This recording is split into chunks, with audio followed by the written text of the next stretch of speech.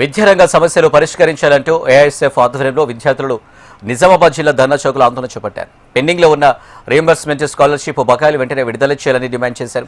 CM Revanth Reddy విద్యాశాఖను తన దగ్గర పెట్టుకుని విద్యను నిర్లక్ష్యం చేస్తున్నారని మండిపడ్డారు. సంవత్సరాల తరబడి ఆందోళన చేస్తున్నా పట్టించుకోవడం లేదంటున్న ఏఐఎస్ఎఫ్ రాష్ట్ర అధ్యక్షులు నీలకంఠరెడ్డి ఆగ్రహం వ్యక్తం చేశారు. దీనిపై మరింత సమాచారం మా ప్రతినిధి ఆనంద్ పాల్ అందిస్తారు. ఫీజు రియంబర్స్మెంట్ వెంటనే చెల్లించాలని డిమాండ్ చేస్తూ ఈరోజు నిజామాబాద్ జిల్లా కేంద్రంలో ఏఐఎస్ఎఫ్ ఆధ్వర్యంలో విద్యార్థి పోరు సభ నిర్వహించారు. అయితే దీనికి భారీగా విద్యార్థులు కూడా హాజరయ్యారు.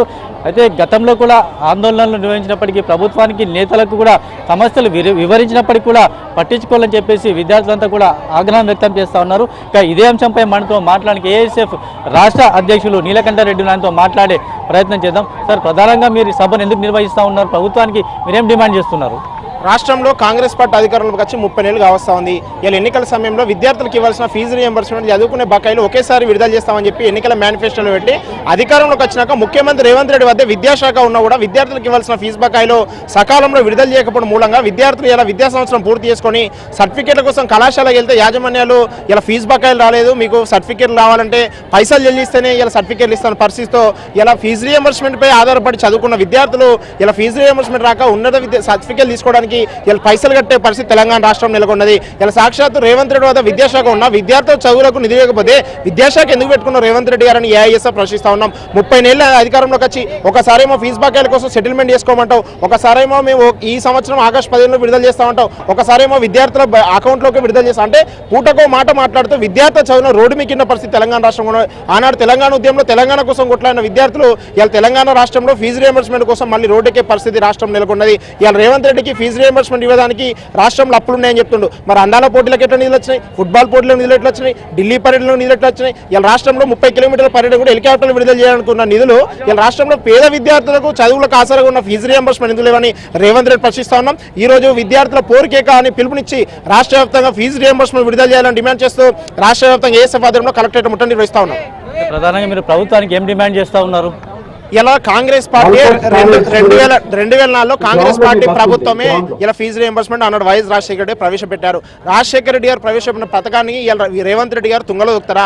ఇలా విద్యార్థులు పేద విద్యార్థులకు ఈ పథకాన్ని ఉంచుతారా, తీసేస్తారా? ఫీజు రియంబర్స్మెంట్ బకాయిలు విడుదల చేసే ఉద్దేశం ఉంటే విడుదల చేస్తామని చెప్పారు, లేకపోతే ఎత్తివేస్తామని చెప్పాలని రేవంత్ రెడ్డిని కోరుతా ఉన్నాం. ఇలా ఫీజు రియంబర్స్మెంట్ ఇచ్చిన రేవంత్ రెడ్డి గద్దది కూడా పోరాటం. జిల్లా అధ్యక్షుడు మనతో కూడా మాట్లాడారు. ప్రధానంగా మీరు భవిష్యత్తులో ఎలాంటి ఆందోళన చేయాలన్నారు ఫీజు రియంబర్స్మెంట్ గురించి?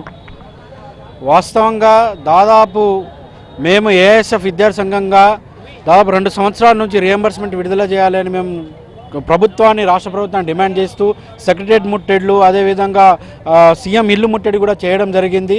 ఈరోజు రాష్ట్ర వ్యాప్తంగా కూడా ఏఎస్ఎఫ్ ఆధ్వర్యంలో ఇవాళ విద్యార్థి పౌర సభ పేరుతోటి ఇవాళ దాదాపు 5,000 మంది విద్యార్థులతో నిజామాబాద్లో సభ కూడా నిర్వహించడం జరిగింది. రాష్ట్ర వ్యాప్తంగా కూడా నిర్వహించారు. ఈరోజు మేము ఇప్పటికైనా ఈ కాంగ్రెస్ ప్రభుత్వం విద్యార్థుల గురించి ఆలోచించి పెండింగ్లో ఉన్నటువంటి స్కాలర్షిప్ రియంబర్స్మెంట్ విడుదల చేయాలి. కానీ విడుదల చేయకపోతే మాత్రం భవిష్యత్తు కాలంలో మేము ఏఎస్ఎఫ్ ఆధ్వర్యంలో ఖచ్చితంగా మేము సీఎం రేవంత్ రెడ్డి గారికి మేము చెప్తా ఉన్నాం. విద్యాశాఖ మంత్రిని మీ దగ్గర పెట్టుకున్నారు, మీ దగ్గర విద్యాశాఖ మంత్రి పెట్టుకున్న తర్వాత కూడా మీరు విద్యార్థుల గురించి ఆలోచించకుండా కాలయాపన చేస్తూ ఉన్నారు. ఖచ్చితంగా మీరు విద్యాశాఖ మంత్రిగా ముఖ్యమంత్రిగా మీరు కూడా ఈ 2 బాధ్యతలుగా మీరు విద్యార్థుల సమస్యలు దృష్టిలో పెట్టుకుని రియంబర్స్మెంట్ విడుదల చేయాలి.